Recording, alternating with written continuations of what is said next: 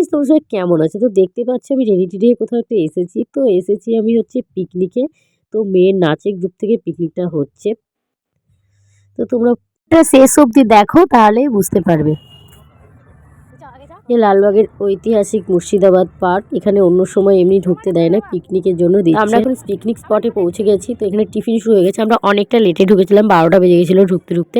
তো আমরা টিফিন করলাম, তারপর অনেক রকম খেলা ছিল। বাচ্চাদের জন্য ছিল বাস্কেটে বল ফেলা, আর আমাদের জন্য ছিল মেয়েদের মিউজিক্যাল চেয়ারও ছিল, আর আমাদের জন্য ছিল 30 সেকেন্ড সময়ের মধ্যে কে কতটা মানে সূচে সুতো পরিয়ে পুঁতি গাঁথতে পারে। তো আমি পেরেছিলাম 7টা, আর হায়েস্ট যে ছিল মানে ফার্স্ট হয়েছিল সে 12টা। তো অনেকটা ডিফারেন্সে ফার্স্ট হয়েছে, সেকেন্ড থার্ড আরও হয়েছিল। তো আমরা কিছুই হতে পারিনি। তো তারপরে যে খাওয়া দাওয়া করলাম, তো খাওয়া দাওয়ার পরে মেয়ে একটু দোলনা খেললো।